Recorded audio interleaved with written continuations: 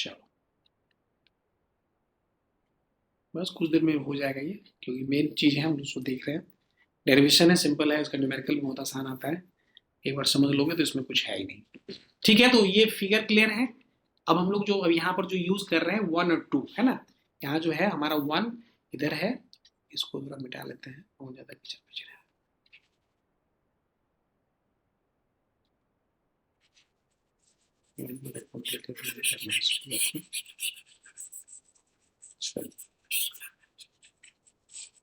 चलो, तो यहां से हम लोग ले रहे हैं 1 और ये हो गया 2। ठीक है, कौन सा इक्वेशन यूज कर रहे हैं? Steady flow energy equation. कोई दिक्कत? क्यों यूज कर रहे हैं? क्यों यूज कर रहे हैं? क्योंकि यहाँ पे एयर को हम लोग क्या बिहेव कर रहे हैं? कंप्रेसिबल यूज कर रहे हैं, कंप्रेसिबल यूज कर रहे हैं, ओपन सिस्टम है, कंप्रेसिबल में हम लोग यूज करते हैं। तो ये हमारा इक्वेशन हो गया, दिस वन H1 + U1²/2। ठीक है, तो ये कैंसिल हो गया, GZ1 ये कैंसिल हो गया। ठीक है, फ्लो हमारा क्या है? रिवर्स एडिविटिक है, तो किसी तरह का हीट ट्रांसफर नहीं हो रहा है, हीट ट्रांसफर नहीं होगा। और चूंकि यहाँ से कोई वर्क नहीं मिल रहा है, this is not a work output device, carburettor से कोई वर्क नहीं मिलता है, इसलिए हम लोग यहाँ पे वर्क को भी 0 कर दिए। क्लियर है? ठीक है, तो इसका मतलब अब इक्वेशन क्या बच गया? H1 + C1²/2 = H2 + C2²/2। अब देखो ये हमारी इक्वेशन आ गया। अब बेसिकली होता क्या है ना कि C1 जो है होता है ना, ये बहुत ही छोटा होता है C2 के रिस्पेक्ट में, ये बहुत ही छोटा होता है। ये छोटा होने के कारण बेसिकली क्या होता है कि ये जो हम ये एक तो वैल्यू इसका कम है, और तो ये जो तुम C1²/2 जो कर रहे हो ना, बेसिकली इसका यूनिट यहाँ पे हम लोग किलो जूल, एक्चुअली यहाँ पे किलो जूल पर केजी में ले रहे हैं। तो किलो जूल पर केजी में लेंगे तो क्या होगा ना, इस देखो जैसे कि हम कह रहे हैं कि V1²/2, तो इसका यूनिट क्या होगा? इसका यूनिट क्या होगा? इसका सर जैसे कि हम बोलेंगे हाफ एम बी स्क्वायर, इसका यूनिट क्या होगा? ये तो होगी काइनेटिक एनर्जी, जूल में होगा, मतलब जूल ही होगा सर। जूल में होगा हाफ एम बी स्क्वायर। अब इसको मास हटा दी तो क्या होगा? जूल पर केजी हो जाएगा। लेकिन इसको किलो जूल पर केजी में करेंगे तो क्या होगा? 1000 से ये डिवाइड करना होगा, समझ रहे हो? यस, जी बेसिकली ये 1000 से यहाँ पे डिवाइड किया हुआ है, क्योंकि हम यहाँ पर न्यूमेरिकल नहीं सॉल्व कर रहे हैं। तो यहाँ पे इस चीज को ध्यान में रखना होगा कि जब यूनिट को जब तुम यहाँ पे किलो जूल पर केजी में लिखोगे तो यहाँ पे 10⁻³ से डिवाइड करना मत भूलना। समझ में आ रहा है? यदि ये यूनिट किलो जूल पर केजी में है, तो यहाँ पे जो तुम कैनेटिक हेड ले रहे हो ना, कैनेटिक हेड, तो इसमें जो है वो 1000 से डिवाइड करना है इसको। समझ में आ रहा है? समझ रहे हो इसको? तब जाके इसका भी यूनिट क्या होगा? किलो जूल में होगा। ये तुम 1000 से डिवाइड नहीं करोगे तो ये यूनिट जूल में ही रह जाएगा और तुम्हारा आंसर गलत हो जाएगा। इंथैल्पी जूल में रहेगा तो इसको भी छोड़ देंगे सर। हाँ, इंथैल्पी तुम सबको जूल में कर लो, कोई दिक्कत नहीं है। क्वेश्चन में तुम्हारा इंथैल्पी यदि किलो जूल में दिया हुआ है तो तुम उसको जूल में कन्वर्ट करके तुम इसको पुट कर दो। अब लास्ट में उसको तुम जो है इस किलो जूल में कर लो। अल्टीमेटली वेलोसिटी तुमको किस में चाहिए? ये वेलोसिटी किस में चाहिए? तुमको मीटर पर सेकेंड में ही निकालना है, समझ रहे हो? वेलोसिटी तुमको मीटर पर सेकेंड में ही चाहिए, इसीलिए तुम बेटर है कि या तो तुम इंथैल्पी को जूल में कन्वर्ट कर लो 1000 से तुम मल्टीप्लाई करके, इसको तुम इस इक्वेशन में पुट करो, या नहीं तो ये तुम किलो जूल में रख रहे हो तो यहाँ पे 1000 से डिवाइड करना मत भूलना। ठीक सर, समझ रहे हो? हाँ, इस चीज को ध्यान रखना। न्यूमेरिकल में, खासकर न्यूमेरिकल में बहुत मतलब काफी स्टूडेंट इसमें मिस्टेक कर जाते हैं, जल्दबाजी में रहते हैं, उसमें स्पीड उनको पता है कि भाई ऐसे हो रहा है, लेकिन वो ये 1000 डिवाइड करना वो बाई मिस्टेक से छूटता है, जिसकी वजह से उसका आंसर गलत हो जाता है। तो इसलिए यूनिट को अच्छे से ध्यान में रखते काम करना है। ठीक है, तो देखो, तो C1 का वैल्यू ऑलरेडी C2 से बहुत ही कम है, और इसको क्या है यहाँ पे 1000 से डिवाइड भी किया हुआ है। क्या डिवाइड यहाँ पे C1²/2 × 1000 से डिवाइड भी किया हुआ है।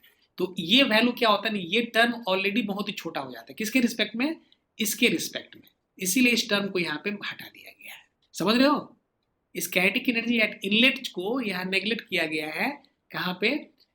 काइनेटिक एनर्जी एट जो भी हमारा थ्रोट के पास हो, काइनेटिक एनर्जी जस्ट लाइक, समझ रहे हो कि नोजल की तरह है ये। पढ़े हो गए नोजल पढ़े हो? जी सर। हाँ, तो ये नोजल का ही क्वेश्चन है ये। नोजल में यही क्वेश्चन चलता है। तो कहने का मतलब अब तुम्हारे पास क्या क्वेश्चन बच गया? H1 = H2 + C2²/2, ये तुम्हारे क्वेश्चन आ गया।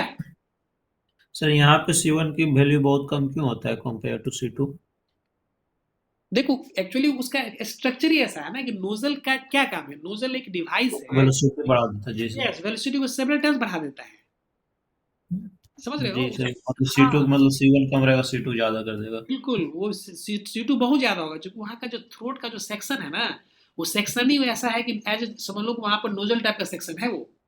अच्छा, थ्रोट से जाकर निकलता होगा तो C2 वैल्यू हाँ काफी ज्यादा हो जाता होगा यस जैसे। यस यस यस, ठीक है ना? अच्छा, चौक चौक का काम भी तो यहाँ तो फ्यूल क्वांटिटी बढ़ाना रहता है सर। नहीं, चौक वहाँ पे है एयर के, एक्चुअली वहाँ एयर के जो है ना, उस फ्यू एयर के क्वालिटी मतलब मिसकंट्रोल को वो करना होता है, एयर का फ्लो को जो है ना कंट्रोल करने के लिए वहाँ दिया हुआ है चौक।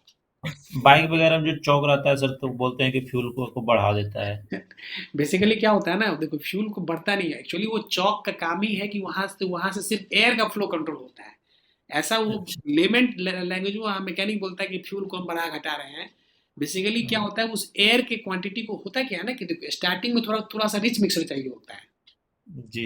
स्टार्टिंग में रिच मिक्सर चाहिए होता है, तो बेसिकली क्या होता है ना, उस एयर के क्वांटिटी को थोड़ा सा कम कर दिया जाता है। जैसे एयर क्वांटिटी कम होगा तो मिक्सर क्या होगा, रिच हो जाएगा। रिच हो जाएगा, मिक्सर रिच हो जाएगा। तो एक तरह से एयर के पैसेज को वहां पर रिस्ट्रिक्ट किया जाता है, समझ रहे हो? जी सर, समझ गए। हाँ सर कभी कभी स्टार्ट नहीं होता तो चौक में देकर स्टार्ट करते हैं, तो यस फिर ले यस लेते यस यस यस, मिक्सर को रीच करने के लिए एक्चुअली स्टार्टिंग में मिक्सर रिच मिक्सर चाहिए होता है, हम लोग आगे देखेंगे आगे। तो इस हैं। तरीके ठीक है से, सर। हाँ इस तरीके से यहाँ पे जो इक्वेशन आ गया हमारा H1 equal to H2 plus C2 square by 2 आ गया, तो यहाँ से क्या होगा, C2 का वैल्यू निकल गया। और C2 और H क्या होता है, H CPT होता है, CPT होता है ना H। जी सर, फंक्शन होता है हाँ टेम्परेचर का आइडियल के केस में। यस, तो CP T1 माइनस T2, और इसमें तुम यहाँ पर तुम T1 को तुम ले लोगे बाहर, तो क्या होगा, CP T2 माइनस T1 हो जाएगा। और चूंकि 1 to 2 प्रोसेस क्या है, आइसेंट्रोपिक प्रोसेस है, इसलिए T2 बाई T1 क्या होता है, T2 बाई ठीक T1 है। By gamma minus 1 by gamma, होता है ना? जी सर। Yes sir. यस, तो यहाँ पे T2 बाई T1 को यहाँ रिप्लेस कर दिया गया है, तो यहाँ पर 2 CP T1 1 minus P2 by gamma minus 1 by gamma हो गया, दिस इज C2। तो कहने मतलब कि जो velocity of air eight throat जो वहां पे जो है, तो वहां पे कितना हो जाएगा, ये हमारा जो वेलोसिटी हो गया 2 CP T1 into 1 minus P2 by P1 gamma minus 1 by gamma. यही फॉर्मूला लगता था न्यूमेरिकल। ये फॉर्मूला ऑलरेडी तुम जानते होगे, नोजल में यही जी सर। फॉर्मूला नोजल का फॉर्मूला होता है, ठीक है? Yes sir. चलो, तो ये हमारा बेसिकली हम करना क्या चाह रहे हैं, हमको मास फ्लो रेट ऑफ एयर चाहिए, हमको हमको निकालना क्या है, जो कि हमको देखो बेसिकली कार्बोरेटर का काम क्या है, हमको एयर बाय फ्यूल रेशियो चाहिए ना। कार्बोरेटर क्या कर रहा है, एयर फ्यूल को मिक्स कर रहा है, ए बाय एफ रेशियो हमको चाहिए। तो एयर बाय फ्यूल रेशियो मतलब क्या हो गया, mass of air by mass of fuel, यही तो चाहिए ना हमको, समझ रहे हो? कार्बोरेटर का अल्टीमेट गोल क्या है कि एयर और फ्यूल का होमोजेनियस मिक्सचर को बनाना। तो हम लोग क्या कर रहे हैं, हम लोग पहले बेसिकली हमारा टारगेट ये है कि हमको एयर का फ्लो रेट और फ्यूल का फ्लो रेट को पता निकालना है, और उसको इसमें ए बाय एफ रेशियो निकाल देना है। क्लियर है ना? तो ओके यहाँ पे सर। जो एयर का जो फ्लो रेट होगा वो क्या होगा, मास फ्लो रेट ऑफ एयर, वो यहाँ पे क्या होगा, एम डॉट ए क्या होगा, rho two A two C two होता है ना, रो ए भी होता है ना mass flow rate. Yes. Continuity equation में यूज करते हैं, ठीक है? तो मास फ्लो रेट जो है यहाँ पर थ्रोट पे क्या हो जाएगा, rho two A two C two हो जाएगा। What is rho two, rho two density of air at section 2, A2 is the cross section area at section 2 and C2 is the velocity of air at section 2। समझ में आ रहा है, समझ रहे हो? Yes. तो C2 ऑलरेडी हम लोग कैलकुलेट कर चुके हैं, C2 ऑलरेडी हम लोग कैलकुलेट कर चुके हैं। अब रो टू के बारे में देखते हैं, तो रो टू क्या होगा, क्योंकि 1 to 2 जो है, 1 to 2 क्या है, 1 to 2 हमारा आइसेंट्रोपिक प्रोसेस है, तो वहां पर फॉर्मूला होता है ना P1 V1 gamma equal to, देखो P भी गामा इक्वल कांस्टेंट होता है, और वॉल्यूम क्या होता है, डेंसिटी के वो होता है, इनवर्सली प्रोपोर्शनल होता है। तो क्या हो जाएगा, इसे पुट कर दोगे, P भी यहाँ पे क्या होगा, P by gamma to the power rho constant हो जाएगा, हो जाएगा। इसका मतलब क्या होगा, P1 by rho 1 gamma equal to P2 by rho 2 gamma. तो अब यहाँ से रो टू क्या हो जाएगा, rho two equal to rho 1 into P2 by P1 1 by gamma. Clear है कि नहीं क्लियर है, ये चीज सिंपल है। पीवी गामा को यहाँ से, पीवी गामा से वॉल्यूम को क्या किया हम लोग, डेंसिटी के टर्म में लिख दिए, और यहाँ पे जस्ट गाइडिंग इक्वेशन में हम लोग यहाँ से डेंसिटी 2 एट 2 क्या होगा, डेंसिटी एट 1 के P2 P1 में गामा हो जाएगा। क्लियर है, क्लियर है? Yes. Mass of air sir कैसे रोटू ए टू पी टू किए थे? क्या मास को कैसे रोटू ए टू किए थे सर, थोड़ा सा बता दीजिए फिर से। देखो, वॉल्यूम जो होता है डेंसिटी के प्रोपोर्शनल होता है ना, इसके डेंसिटी ऊपर सर, इसके ऊपर। ये मास ऑफ एयर जो रोटी इसके ऊपर सर ये हाँ वाला ई मास। हाँ सर। देखो, मास फ्लो रेट ऑफ एयर जो होगा, बेसिकली मास फ्लो रेट क्या होता है, रो ए भी होता है ना, कंटिन्यू इक्वेशन हम लोग पढ़ते हैं, जी सर, रो ए भी, हाँ सर। बस वही चीज है ना। अच्छा। क्योंकि हम लोग सेक्शन 2 के लिए ले रहे हैं यहाँ, इसीलिए रो 2 A 2 C 2 हो जाएगा। तो यहाँ पर 2 सफिक्स यूज कर रहे हैं, चूंकि हमको सेक्शन 2 पे चाहिए। ठीक है। जी सर, ठीक। तो C2 ऑलरेडी हम लोग निकाल चुके हैं, रो 2 हम लोग यहाँ से निकाल लिए, रो 2 इसका रो 1 into P2 P1 into 1 by gamma हो गया। ठीक है। और P1 T1 क्या है यहाँ पे, एटमॉस्फेरिक प्रेशर टेम्परेचर है। तो यहाँ से क्या होगा, मास ऑफ एयर क्या हो जाएगा, यहाँ पर सब कुछ हम लोग ये थ्योरेटिकल डिस्चार्ज हम लोग निकाल रहे हैं, है ना, mass flow rate of air जो रो 2 A 2 C2। तब लेकिन एक्चुअल डिस्चार्ज क्या होगा, यहाँ पे कोफिशिएंट ऑफ डिस्चार्ज जो हम लोग CD से मल्टीप्लाई करना पड़ेगा। ठीक है। क्योंकि ये जी यहाँ पे, हाँ, यहाँ पे जो एक्चुअल थ्योरेटिकल डिस्चार्ज हो गया रो 2 C2, लेकिन एक्चुअल डिस्चार्ज के लिए कोफिशिएंट डिस्चार्ज से यहाँ पे मल्टीप्लाई कर देंगे। तो क्या हो जाएगा, mass of air actual, mass flow rate actual कितना हो जाएगा, CDA, है ना, coefficient of discharge of air into rho 2। तो रो 2 क्या हो जाएगा, रो 1 into P2 by P1 by 1 by gamma A2 cross section area of A2 and 2 CP T1 जो C2 का वैल्यू निकाले वो यहाँ पर पुट किया। बोलो इसमें कोई दिक्कत है तो बोलो। नहीं है सर, ठीक। ठीक है। अब देखो, कभी कभी क्या होता है ना, कोफिशिएंट ऑफ वेलोसिटी भी दिया रहता है क्वेश्चन में, तुम हम देखेंगे कोफिशिएंट ऑफ वेलोसिटी भी दिया होता है। कोफिशिएंट ऑफ वेलोसिटी यदि मत दिया होगा तो इसको क्या करिए, ये C2 जो तुम यहाँ निकाल रहे हो ना, तो यहाँ पे इसको CB से मल्टीप्लाई कर देना है। बेसिकली ये जो वेलोसिटी है ना, एक्चुअली हम लोग इसको बोलते हैं थ्योरेटिकल बोलते हैं, लेकिन एक्चुअल में कुछ ना कुछ तो लॉस होता ही है, रियल लाइफ में कुछ ना कुछ लॉस तो होता ही है, इसीलिए कोफिशिएंट ऑफ वेलोसिटी से इसको मल्टीप्लाई किया जाता है। समझ रहे हो। तो CB एक्चुअल जो होता है, CB एक्चुअल जो होता है, ये CB इंटू ये सॉरी C2 एक्चुअल है ना, C2 एक्चुअल जो होगा तो क्या होगा, ये होगा CB इंटू C2 थ्योरेटिकल। समझ रहे हो। ठीक है। यस सर तो यदि कोफिशिएंट ऑफ वेलोसिटी क्वेश्चन में दिया रहेगा तो यहाँ पे हम लोग कोफिशिएंट वेलोसिटी से यहीं पे मल्टीप्लाई करेंगे, इसको यहीं पे इसको मल्टीप्लाई कर देंगे। लेकिन नॉर्मली क्या होता है कि कोफिशिएंट वेलोसिटी यदि नहीं दिया हुआ है तो उस केस में हम लोग ये मानेंगे कि यहाँ पर CB का वैल्यू 1 एज्यूम कर लेंगे। क्लियर है, क्लियर है। सीडी का भी सर अपने से मान लेंगे, हाँ, 0.98 या दिया रहेगा। नहीं दिया हुआ है तो बाय डिफॉल्ट तुमको 1 एज्यूम कर लेना है, बाय डिफॉल्ट तुमको 1 एज्यूम कर लोगे वहां पे। यदि दिया होगा तो उसको यहाँ पे मल्टीप्लाई करना जरूरी है, बिना मल्टीप्लाई करोगे तुम्हारा आंसर गलत हो जाएगा। ठीक है। सर सीबी और सीडी दोनों का एज्यूम कर लेंगे 1 है। नहीं, यदि क्वेश्चन में CB का वैल्यू नहीं दिया हुआ है तो वहां पे तो तुमको 1 1 एज्यूम कर लेना है। ठीक है। यदि दिया जी। हुआ है तो कोई बात नहीं है। और CD सीडी सर CD का वैल्यू क्वेश्चन में दिया रहेगा, 110% CD का वैल्यू क्वेश्चन में दिया होगा। बाय द वे CD का वैल्यू नहीं दिया हुआ है तो वहां पे तुम 1 एज्यूम कर लोगे। ठीक है सर। लेकिन यहाँ पे जैसे तुम यहाँ पे चूंकि इनकम्प्रेसिबल हम लोग फ्लो को यहाँ पे कंप्रेसिबल ले रहे हैं ना, तो इस केस में किसी भी केस में कंप्रेसिबल हो या इनकम्प्रेसिबल हो तो वहां पे CD का वैल्यू क्वेश्चन में दिया रहेगा, क्योंकि ये तुम्हारा जो शेप है ना, एक्चुअली जिस शेप में यहाँ क्रॉस हो रहा है ना, तो यहाँ पे कुछ ना कुछ लॉस यहाँ होगा। समझ रहे हो, या कुछ ना कुछ, चूंकि पैसेज या रेस्ट्रिक्टेड पैसेज हो रहा है, ठीक है ना, यहाँ वेंचर ये है ना, इस थ्रोट या पैसेज यहाँ रेस्ट्रिक्टेड हो गया, तो कुछ ना कुछ लॉस होगा ही। और CD का वैल्यू क्वेश्चन में 110% क्वेश्चन में दिया रहेगा। भले ही CV का वैल्यू तुमको 1 मिल जाए, लेकिन CD का वैल्यू सी कोफिशिएंट डिस्चार्ज ये रहेगा ही रहेगा। ठीक है। ठीक है सर। हाँ, चलो, तो ये इस तरीके से हम लोग ये जो मास फ्लो रेट ऑफ जो हम लोग एयर देखे, तो एयर देखे तो ये फॉर्मूला हमारा स्टैंडर्ड फॉर्मूला हो गया, सिंपल फॉर्मूला है। जो क्या है, बेसिकली बर्नौली इक्वेशन, सॉरी, ये हमारा जो कंटिन्यूटी इक्वेशन होता है वो क्या होता है, मास फ्लो रेट क्या होता है, रो ए भी होता है। ठीक है। लेकिन वो थ्योरेटिकल है, तो लेकिन एक्चुअल करने के लिए क्या करेंगे हम लोग, कोफिशिएंट डिस्चार्ज से मल्टीप्लाई करेंगे। अब चूंकि यहाँ सेकंड सेक्शन पे चाहिए तो रो 2 का वैल्यू ऑलरेडी हम क्या होगा, रो 1 into P2 by P1 1 by gamma हो गया। A2 ऑलरेडी A2 है, और C2 का वैल्यू ऑलरेडी हम निकाल चुके हैं, 2 square root 2 CP T1 into 1 minus P2 by P1, यहाँ जो है गामा माइनस 1 गामा हो जाएगा। इस तरीके से क्या हो गया, हमारा मास रेट ऑफ एक्चुअल निकल गया। कोई दिक्कत इसमें? नहीं सर। चलो, तो ये हमारा हो गया। जब हम ये एज्यूम किए कि हमारा एयर क्या है, एयर क्या है, एयर क्या है, ये एयर क्या है, एयर को क्या एज्यूम किया, कंप्रेसिबल एज्यूम किए। समझ रहे हो, सुन पा रहे हो, आवाज आ रही है?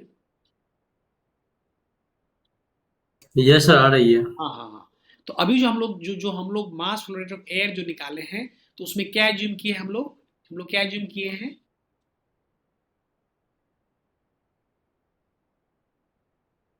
आवाज आ रही है, आवाज आ रही है, क्या वॉइस ब्रेक हो रहा है, हाँ सर। सुन पा रहे हो ना? Yes sir. हाँ, अभी जो हम लोग मास फ्लो रेट ऑफ एयर निकाले हैं तो उसमें एयर क्या एज्यूम किए हैं,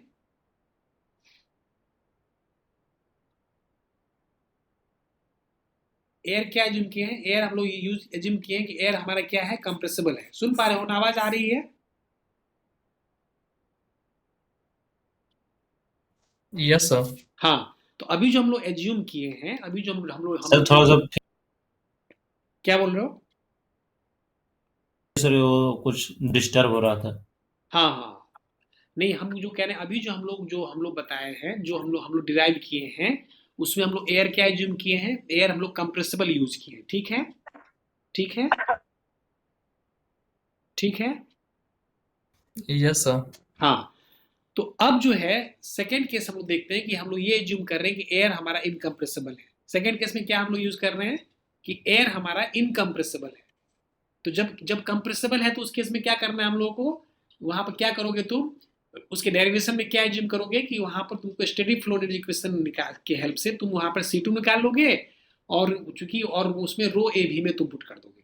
ठीक है, ठीक है। यस। हाँ, अब यहाँ पे हम लोग देखते हैं कि जस्ट सेकेंड केस में कि एयर को हम लोग मान के चल इनकम्प्रेसिबल, इनकम्प्रेसिबल तो क्या हो, इनकम्प्रेसिबल केस में हम लोग बर्नौली इक्वेशन यूज करेंगे। ध्यान रखना है, हम लोग जब जब जब जब जब यहाँ पे फ्लो इनकम्प्रेसिबल होगा, इनकम्प्रेसिबल मतलब क्या हो जाएगा, डेंसिटी यहाँ पे कांस्टेंट है, डेंसिटी क्या है यहाँ पे, कांस्टेंट है। कांस्टेंट। जब डेंसिटी कांस्टेंट रहेगा तो वहां पे हम लोग बर्नौली इक्वेशन यूज करेंगे। तो बर्नौली इक्वेशन क्या है, तुम देखो, ये तुम्हारा प्रेशर हेड है और ये तुम्हारा वेलोसिटी हेड है, 1 और 2 के बीच करना है। तो क्या होगा, P1 बाई डब्ल्यू, तो डब्ल्यू क्या होता है, रोजी होता है, रोजी होता है ना। जी सर। हाँ, yes sir. P1 by W plus V1 square by 2G equal to P2 by W plus V2 square by 2G। क्योंकि यहाँ प्रेशर हेड हो गया और ये यहाँ पे काइनेटिक हेड हो गया, तो इस केस में क्या होगा, P1 minus P2 by W क्या हो जाएगा, V2 स्क्वायर बाई 2G। और डब्ल्यू क्या होता है, डब्ल्यू होता है रोजी होता है। ठीक है, तो जी यहाँ पे कैंसिल हो जाएगा, तो क्या होगा, P1 minus P2 by rho equal to V2 square by 2। ठीक है, तो यहाँ से क्या होगा, हमारा V2 निकल जाएगा, V2 मतलब C2, C2 क्या होगा, Yes. Square root of 2 into P1 minus P2 by rho A. क्योंकि हम लोग किसके लिए बात कर रहे हैं यहाँ पे, हम लोग बात कर रहे हैं डेंसिटी एयर की बात कर रहे हैं, इसलिए यहाँ पे रो ए यूज किया गया है। तो C2 क्या होगा, square root of 2 into P1 minus P2 by density A हो जाएगा। This implies C2 equal to this one. ठीक है, ठीक है। सर उसको 1 0 ले लिए V1 को। हाँ, तो यहाँ पे वही चक्कर है कि वेलोसिटी एट इनलेट पे जो वेलोसिटी होगा ना, वो एग्जिट्स के से बहुत ही कम है। सेम एजम्पशन यहाँ भी है, अच्छा। जो एजम्पशन वहाँ यूज कर रहे हैं, चूंकि एक्चुअली क्रॉस सेक्शन तो वही है ना, शेप तो वही है, बस यहाँ पर हम एज्यूम ये कर रहे हैं कि वहाँ पर वहाँ कंप्रेसिबल यूज किए, यहाँ पे इनकम्प्रेसिबल यूज कर दिए। तो यहाँ पे ये जो इसको हम लोग एज्यूम करेंगे, ये क्वांटिटी बहुत ही कम होता है इसके रिस्पेक्ट में, इसलिए इसको हम लोग 0 मान के चल रहे हैं। तो यहाँ पे वेलोसिटी क्या हो गया, वेलोसिटी एट थ्रोट क्या हो जाएगा, square root 2 into P1 plus P2 by density of air. Clear है, ठीक है। Yes sir. बस इसमें मास यू निकल गया, तो एम ए थ्योरेटिकल क्या होगा, रूट टू A2 C2, तो रो तो डेंसिटी तो कांस्टेंट है, रो ए रह जाएगा, A2 यहाँ पर ऑलरेडी रहेगा, और यहाँ C2 की जगह पर हम लोग यहाँ पुट कर देंगे 2 इंटू P1 और C2 बाई रो ए। ठीक है, ठीक है। अब जी देखो, सर।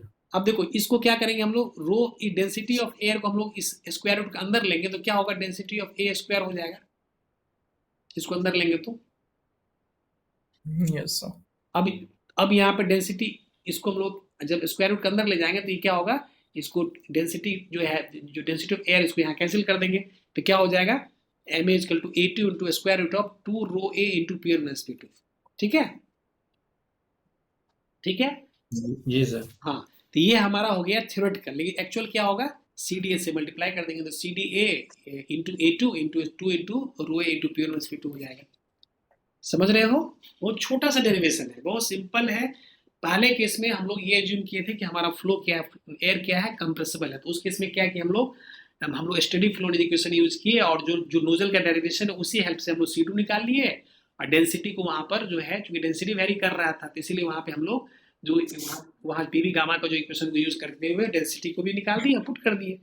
लेकिन यहाँ पे क्या है कि हम लोग एज्यूम ये कर रहे हैं कि एयर जो है हमारा इनकम्प्रेसिबल है, तो वहाँ पे हम लोग बर्नौली इक्वेशन की हेल्प से हम लोग वहाँ पर सिर्फ हमको C2 निकालना है, C2 निकाल लिए और इसे पुट कर दिए और CDS से मल्टीप्लाई कर दिए। ठीक है, ठीक है। जी सर।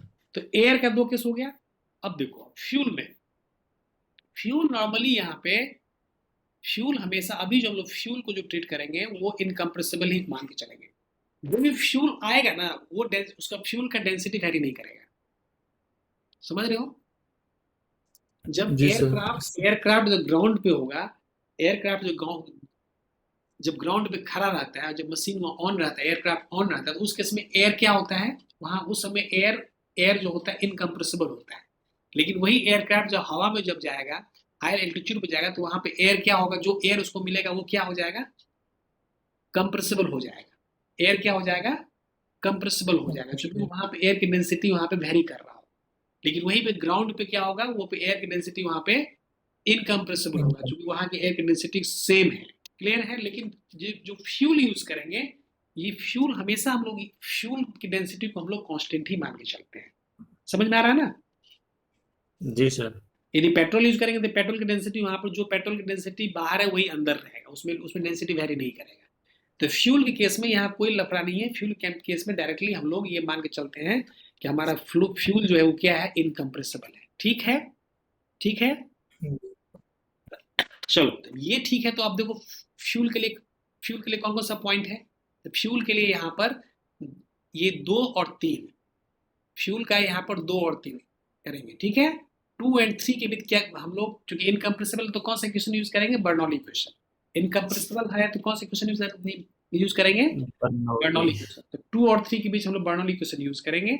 अब 10 बर्नौली इक्वेशन हम लोग देखते हैं 2 और 3 के बीच, चूंकि यहाँ पर 3 से जो है ना फ्यूल इंजेक्ट चैम्बर में फ्यूल का लेवल है और ये सप्लाई हुआ कहाँ गया, सब सप्लाई होकर यहाँ पर 2 पे गया। अब चलो 2 और 3 के बीच सिंपल लगा दो बर्नौली इक्वेशन, कुछ नहीं करना है। तो क्या होगा, P3/W plus V3 square 2G plus Z3 is equal to P2/W plus V2 square 2G plus Z2। Clear है? ठीक है। हाँ, अब इस केस में भी यहाँ पे जो है ना V3 स्क्वायर, V3 जो है ना, चूंकि वेलोसिटी एट 3 जो है यहाँ पर बहुत ही कम है। देखो क्रॉस सेक्शन एरिया जो होता है ना, क्रॉस सेक्शन एरिया यहाँ पे ज्यादा है। ये जो है ना इसका डायमीटर बहुत ही कम है। तो होता है ना A1 V1 AB कांस्टेंट होता है ना।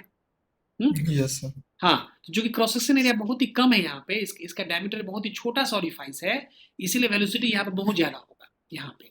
और चूंकि ये जो स्ट्रेन जो है ना, यहाँ स्ट्रेन पाइप का डायमीटर ज्यादा होता है, इसीलिए वेलोसिटी इसके रिस्पेक्ट में यहाँ वेलोसिटी बहुत ही कम है।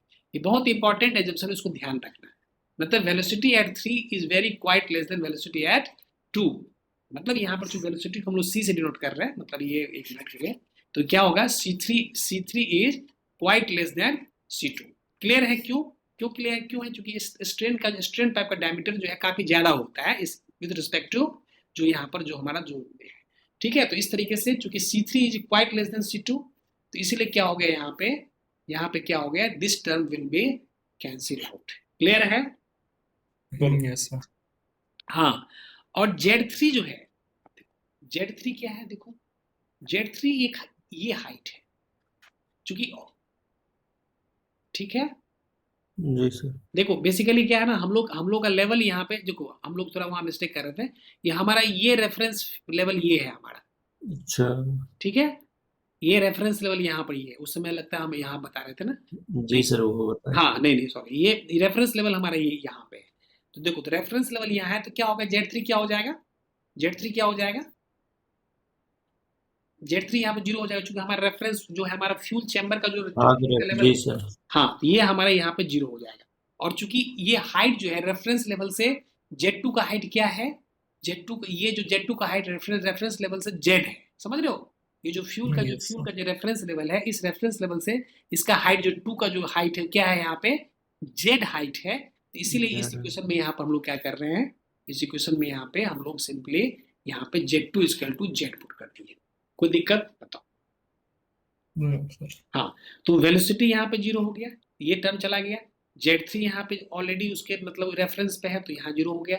और ये P2/W और ये हो गया, और यहाँ पे जो है, तो ये चूंकि हम लोग यहाँ पर सी एफ यूज कर रहे हैं, एफ किसके लिए यूज कर रहे हैं, यहाँ पे हम लोग फ्यूल के लिए यूज कर रहे हैं, तो C F square by 2g plus यहाँ पे जेड हो जाएगा। ठीक है, तब यहाँ से क्या हो जाएगा, C F square by 2g क्या हो जाएगा, यहाँ से this one equal to P one minus P two by W minus Z. P one minus P two इसको सेट कर लोगे तो P one minus P two by W minus Z equal to C F square by 2g। Clear है, clear है Yes, sir. इसी question में। जब ये क्लियर है तो यहाँ से सीधे हम लोग सी एफ इक्वल टू, अब इसको कि डब्ल्यू क्या होता है, डब्ल्यू यहाँ पर रो जी होता है, रो एफ जी होता है, तो इसको एलसीएम इसको कर लो तो क्या होगा, P one minus P two minus, देखो P one minus P two minus rho F G Z. हाँ, और टू ये क्या होगा, ये जी जी यहाँ पे कैंसिल हो जाएगा, कैंसिल हो जाएगा ना, डब्ल्यू यहाँ रो जी होता है तो जी जी कैंसिल हो जाएगा, जी सर। और इसको एलसीएम लो लोगे तो क्या होगा, P one minus P two into rho F G Z, है ना, रो एफ जी जेड हो जाएगा। तो इस तरीके से ये क्या हो जाएगा, 2 इंटू और 2 से मल्टीप्लाई करेंगे तो 2 into P one minus P two minus rho F G Z by rho F square root. क्या समझे कि नहीं समझे, जी sir. P one minus P two E rho F G minus Z equal to C F square by ये 2g है ना, तो ये क्या हो जाएगा, इसको करोगे तो P one minus P two minus rho F G Z by क्या होगा, rho F G this is equal to C F square by 2g, G G यहाँ पे कैंसिल हो जाएगा और सी एफ क्या हो जाएगा, ये हमारा सी एफ हो जाएगा। क्लियर है, ठीक है, मतलब ठीक है। देखो इस इक्वेशन को याद रखना बहुत आसान है, P one minus P two pressure, अब एक मिनट देखो, अब ये P three equal to P one किया गया है, इसको ध्यान रखना, P three equal to P one क्यों किया गया है, ये देखो चूंकि ये एटमॉस्फेरिक ओपनर है, ये एटमॉस्फेरिक यहाँ जो है ओपनिंग दिया गया है, ठीक है, तो पी थ्री इक्वल टू क्या हो जाएगा, यहाँ पे पी थ्री इक्वल टू यहाँ पे पी वन, ठीक है, एटमॉस्फेरिक प्रेशर है वहां पे, ठीक है, तो पी थ्री क्या हो जाएगा यहाँ पे, पी थ्री इक्वल टू क्या हो जाएगा यहाँ पे, this will be P one, ठीक है, तो यहाँ पे क्या होगा, P one by W equal to this equal to ये टर्म यहाँ जीरो हो गया, और इस केस में यहाँ पर क्या हो जाएगा, यहाँ से जो फाइनली जो हो जाएगा C F equal to square. अब देखो इस इक्वेशन को याद करना बहुत आसान है, कैसे आसान है, ये देखो P one minus P two, clear है, P one minus P two, ये प्रेशर डिफरेंस हो गया, बेसिकली पी वन क्या है, यहाँ पी वन यहाँ पे पी थ्री था, है ना, अब पी थ्री क्या हो गया, P three equal to P one हो गया, जो कि एटमॉस्फेयर के कॉन्टैक्ट एटमॉस्फेयर के उसमें है, एटमॉस्फेयर प्रेशर है, तो दिस इज प्रेशर डिफरेंस। और प्रेशर क्या होता है, प्रेशर इसको रो जी एच होता है कि नहीं, जी सर। Yes, sir. तो माइनस रो एफ, चूंकि फ्लूइड के लिए बात कर रहे हैं हम लोग, मतलब फ्यूल के लिए बात कर रहे हैं, तो रो एफ जी जेड हो गया, तो बाय ये नीचे में इसका यहाँ पर रो एफ दे, क्लियर है, इस फॉर्मूला को याद रखना आसान है, थोड़ा सा एक बार ध्यान दे दोगे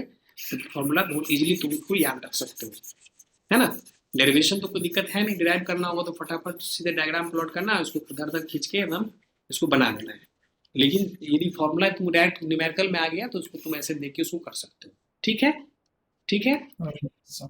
चलो तो अब सी एफ निकल गया तो उसमें कुछ करना नहीं, एम एफ तो ऑलरेडी है, एम एफ क्या हो जाएगा, रो वही चीज है, रो ए भी यूज करना है, ए एफ जो हो गया यहाँ फ्यूल ओरिफाइस, ए एफ क्या हो जाएगा, फ्यूल ओरिफाइस, ये जो तो है ना इसको बोलते हैं फ्यूल ओरिफाइस, ये जो है ना फ्यूल जो यहाँ सप्लाई हो रहा है इसको ओरिफाइस बोलते हैं, इसको क्या बोलते हैं, इसको बोलते हैं फ्यूल ओरिफिस, है ना, फ्यूल ओरिफिस, तो ये हो गया, तो A2 क्या होगा वहां पे, हाँ तो ये जो है कहाँ गया, ऊपर था, हाँ ये देखो, तो AF क्या है यहाँ पे, ये चूंकि मास फ्लो रेट फ्यूल निकालना है तो रो एफ सी एफ हो गया, तो AF क्या हो गया, फ्यूल जो है जो एरिया ऑफ फ्यूल ओरिफिस हो गया, CF जो ऑलरेडी हम लोग निकाल चुके हैं, velocity of fuel through the orifice, और ये हमारा एक्चुअल क्या हो जाएगा, CDF into rho F AF clear है, Yes. where CDF is equal to coefficient of discharge, है ना, तो क्या हो जाएगा, अब निकाल दो मास फ्लो रेट कितना हो जाएगा, CDF रो एफ AF, है ना, तो यहाँ पे क्या हो जाएगा, तो CDF तो हो गया तुम्हारा, ये हो गया कोएफिशिएंट डिस्चार्ज हो गया, रो एफ का डेंसिटी हो गया, और यहाँ पे चला गया. ठीक है, और ये जो है ना CF का वैल्यू यहाँ पे हम लोग यहाँ पे रो एफ AF CF का वैल्यू हम लोग यहाँ पे पुट कर दिए, जो वैल्यू यहाँ पर हम लोग को मिला है सिंपली इस वैल्यू को यहाँ पे कर देना है। क्लियर है? Yes sir.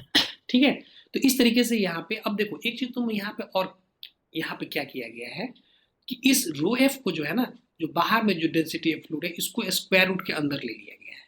तो क्या होगा, स्क्वायर रूट के अंदर लेंगे तो क्या हो जाएगा, ये स्क्वायर रूट के अंदर लेंगे तो क्या हो जाएगा, ये स्क्वायर रूट अंदर लेंगे तो क्या हो जाएगा, ये डेंसिटी फ्लूइड स्क्वायर हो जाएगा, इसको काट देंगे आ जाएगा, सर और इससे ये कैंसिल कर देंगे। तो ये डेंसिटी ऑफ फ्लो क्या होगा, डेंसिटी ऑफ जो फ्यूल क्या होगा, ये न्यूमरेटर में आ जाएगा। कोई दिक्कत नहीं सर। हाँ, तो इस प्रकार यहाँ मास ऑफ फ्यूल जो हो जाएगा, मास फ्लो ऑफ फ्यूल हो जाएगा CDF into AF into square root of 2 density of fuel into P1 minus P2 minus density of fuel into G into Z। ठीक है, ठीक है। Yes sir. हाँ, जहाँ पे Z क्या है, what is Z? Z is the distance of fuel orifice from the datum। Yes sir. देखो ये चीज हम लोग न्यूमेरिकल में कभी कभी ऐसा दिया जाता है कि वो जो फ्यूल ऑरिफिस का जो डेटम, जो उसका फ्यूल ऑरिफिस का जो हाइट है डेटम से, उसको कभी कभी क्वेश्चन में कहा जाता है उसको आप नेग्लिजिबल आप कर दीजिए। यदि वो नेग्लिजिबल कह दिया गया तो उस केस में क्या हो जाएगा, ये टर्म क्या होगा, कैंसिल हो जाएगा। समझ रहे हो? Yes sir. यदि नेग्लिजिबल है, बहुत ही क्वेश्चन में मेंशन किया रहेगा, यदि क्वेश्चन में मेंशन नहीं किया होगा तो उस केस में हम उसको यूज करेंगे। लेकिन यदि क्वेश्चन में मेंशन कर दिया कि आप जो फ्यूल ऑरिफाइस का जो हाइट है वो डेटम से, उसको आप नेग्लिजिबल, क्योंकि बहुत छोटा डिवाइस होता है, समझ रहे हो ना, डिवाइस बहुत, कार्बोरेटर बहुत छोटा हाउसिंग होता है, इसीलिए उस केस में हो सकता है कि तुमको जेड का वैल्यू वहां पे तुमको नेग्लिजिबल मानने के लिए कहा दिया जाए। समझ रहे हो? Yes sir. हाँ, तो इस तरीके से यदि वहां पर क्वेश्चन में दिया रहेगा तो वहां पर जेड का वैल्यू हम भी जीरो कर दें। लेकिन हमारा जो स्टैंडर्ड रिजल्ट है वो स्टैंडर्ड रिजल्ट हमारा यही, ठीक है। चलो, यस सर। इस तरीके से हम लोग यहाँ पर देखें कि जो जो जो फ्यूल है उसको हम लोग क्या थ्रू आउट हम लोग इनकम्प्रेसिबल लेके चल रहे हैं, और एयर को हम लोग कंप्रेसिबल भी मान सकते हैं, कंप्रेसिबल और इनकम्प्रेसिबल दोनों लेके चल रहे हैं। जहाँ पे एयर यदि कंप्रेसिबल है तो वहाँ पे स्टेडी फ्लो इक्वेशन यूज करेंगे, और जहाँ पे एयर को हम लोग इनकम्प्रेसिबल मान के चले वहाँ पर बर्नौली इक्वेशन यूज कर रहे हैं। ठीक है, ठीक है। Yes sir. चलो, अब ये 3 फॉर्मूला तुम्हारे पास आ गया।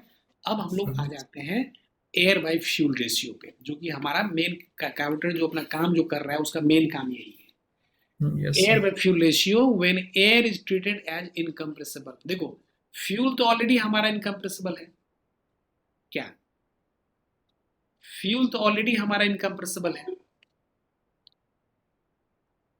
सुन पा रहे हो? Yes sir. हाँ, फ्यूल तो ऑलरेडी हमारा इनकम्प्रेसिबल है, तो फ्यूल में तो कोई दिक्कत है नहीं, क्या यस सर। फ्यूल में तो कोई प्रॉब्लम नहीं है। अब एयर में 2 केस है, इनकम्प्रेसिबल भी हो सकता है और कंप्रेसिबल भी हो सकता है। तो यदि एयर इनकम्प्रेसिबल है तो एयर इनकम्प्रेसिबल केस में हमारे पास ये फॉर्मूला है जो कि अभी हम लोग निकाले थे ऊपर, ये वाला, ठीक है। Yes sir. ठीक है, हमको सिर्फ फ्यूल केस में तो सीधा इनकम्प्रेसिबल है, एयर में इनकम्प्रेसिबल हो सकता है, कंप्रेसिबल। तो यदि दोनों इनकम्प्रेसिबल है, फ्यूल तो ऑलरेडी इनकम्प्रेसिबल है, एयर इनकम्प्रेसिबल है, तो हमको एयर इनकम्प्रेसिबल यहाँ से उठाएंगे, हम एक्चुअली इसको पुट कर देंगे। तो ये फॉर्मूला हमारा हो गया जब एयर और फ्यूल दोनों इनकम्प्रेसिबल है। ठीक है, अब देखो, अब नोजल डिप हाइट, इसको हम लोग जेड को क्या बोलते हैं, नोजल डिप हाइट बोलते हैं, जो भी हम बात कर रहे थे। नोजल डिप हाइट को यदि नेग्लेक्ट कर दिया गया तो इस केस में क्या होगा, ये टर्म ये कैंसिल हो जाएगा, हट जाएगा। जब ये कैंसिल हो जाएगा तो तुम देख सकते हो CDF हो गया A2/AF, और ये 2 भी कैंसिल हो जाएगा, और सिर्फ density by air by density of fuel बच जाएगा। देख लो, यस सर। बहुत इंपॉर्टेंट फॉर्मूला है ये, बहुत इंपॉर्टेंट फॉर्मूला। ऑब्जेक्टिव तुम्हारा बहुत सारा ऑब्जेक्टिव क्वेश्चन इससे आता है। ये फॉर्मूला कब एप्लीकेबल है, जब एयर और फ्यूल दोनों इनकम्प्रेसिबल है और नोजल डिप हाइट को नेग्लेक्ट किया गया है। क्लियर है? Alert from Webex. This meeting will end in 5 minutes. ठीक है, लेकिन देखो यहाँ पर क्या हुआ है, नोट दिया होगा कि at higher altitude the density of air is less than, है ना। तो इसमें क्या होगा, इसमें हम लोग उस केस में हमारा थोड़ा सा वो जो हम लोग बात कर रहे थे ना, इनकम्प्रेसिबल होगा, यदि डेंसिटी ऑफ एयर वहां वेरी करेगा तो उस केस में क्या हो जाएगा, A/F रेशियो क्या हो जाएगा, एट हायर एल्टीट्यूड पे क्या होता है, एयर का डेंसिटी कम हो जाता है, तो उस केस में मिक्सचर क्या हो जाएगा, मिक्सचर रिच हो जाएगा सर। रिच हो जाएगा। Yes sir. तो हायर एल्टीट्यूड पे मिक्सचर रिच हो जाएगा, तो उस केस में सिंपल कार्बोरेटर क्या होगा, रिच मिक्सचर सप्लाई करेगा। हायर एल्टीट्यूड पे सिंपल कार्बोरेटर जो है रिच मिक्सचर सप्लाई करता है। तो ये भी एक ड्रॉबैक है कि भाई इसको जो है ना, इसको रिप्लेसमेंट का जो है कार्बोरेटर का रिप्लेस करने का ये भी रीजन हुआ कि कोई ऐसा इंस्ट्रूमेंट, ऐसा कोई मशीन, यदि कुछ भी ऐसा कुछ इंस्ट्रूमेंट उसको ऊपर हायर एल्टीट्यूड यूज करना है, तो वो ऑटोमेटिकली वहां पे क्या होगा, वो जो है रिच मिक्सर सप्लाई स्टार्ट कर देगा। क्यों? क्योंकि तुम देख रहे हो यहाँ पर किस किस चीज के टर्म में आ गया है, ये एयर में फ्यूल रेशियो किस किस के डायरेक्ट प्रोपोर्शनल है। पहले तो एम या एफ है, तो ये कोफिशिएंट डिस्चार्ज एयर, ठीक है। इसके बाद दोनों का एरिया हो गया, A2 क्या हो गया, एरिया ऑफ थ्रोट, और AF क्या हो गया, एरिया ऑफ ओरिफाइस, ऊपर में square root of density of air और नीचे density of fuel. Simple formula है। तो हायर एल्टीट्यूड क्वेश्चन पूछा जाता है इंटरव्यू में कि हायर एल्टीट्यूड पे एक कार्बोरेटर कैसा मिक्सचर सप्लाई करेगा, रीच करेगा कि लीन करेगा। तो आंसर क्या होगा, आंसर क्या होगा, हाँ आंसर रीच होगा। तो अब देखो इस केस में इनकम्प्रेसिबल है, तो ये हो गया। अब यदि मान के चलेंगे कि नहीं भैया हमारा जो एयर जो है हमारा इनकम्प्रेसिबल है, सॉरी एयर हमारा कंप्रेसिबल, तो उस केस में क्या होगा, तुम मास एयर फ्लो रेट तुम ऑलरेडी तुम जो यहाँ से निकाल लोगे, ये फॉर्मूला से कर लोगे, ये फॉर्मूला जो आया था तुम्हारा, है ना, ये इससे तुम क्या निकालोगे, तुम मास फ्लो रेट ऑफ एयर निकालोगे, अब फ्यूल का निकाल के तुम उसको एयर व फ्यूल को वहां पर डिवाइड कर दोगे। क्लियर है कि नहीं? जी सर। यदि ऐसा कहा जाएगा न्यूमेरिकल में कि भैया आप ऐसा मान के चलिए कि आपका एयर जो है आप कंप्रेसिबल ट्रीट कीजिए और फ्यूल तो ऑलरेडी इनकम्प्रेसिबल है, तो उसको अलग अलग सेपरेट करके निकाल लेना। मास फ्लो रेट ऑफ एयर जो है, जो तुम्हारा जो नोजल वाला हम लोग किए इक्वेशन, उसके हेल्प से जो फॉर्मूला है वहां से मास फ्लो रेट एयर निकाल लेना, और फ्यूल के लिए जो है तो इससे निकाल लेना, ये निकाल के उसको डिवाइड कर दोगे तो वो एयर व फ्यूल रेशियो हो जाएगा। क्लियर है? Yes sir. जब ये क्लियर है तो इस न्यूमेरिकल को देख, सिंपल न्यूमेरिकल है, इसको देख लो, इसमें तुमको आइडिया मिल जाएगा कि इस पर न्यूमेरिकल कैसा आएगा। अब ये दे रहा है 5 मिनट में मीटिंग खत्म करने का दे रहा है, होगा तो इस न्यूमेरिकल को करके इसको अभी जैसे खत्म होगा तो फिर ज्वाइन करके इसको न्यूमेरिकल को हम लोग करके इसको खत्म कर देंगे। देखो सिंपल, हाँ a simple carburettor, a simple carburetor has to supply 5 kg of air per minute। ध्यान देना, क्वेश्चन बहुत सिंपल, बहुत जो तुम किए हो उसी को हम लोग देख रहे हैं। एक सिंपल कार्बोरेटर को जो उसको एयर को सप्लाई करना है किस रेट से, has to supply, simple carburetor has to supply 5 kg of air per minute. तो कहने मतलब क्या, mass flow rate of air यहाँ दिया हुआ है 5 kg पर मिनट। कोई दिक्कत? Yes sir. The atmospheric air is at pressure of 1.013 bar।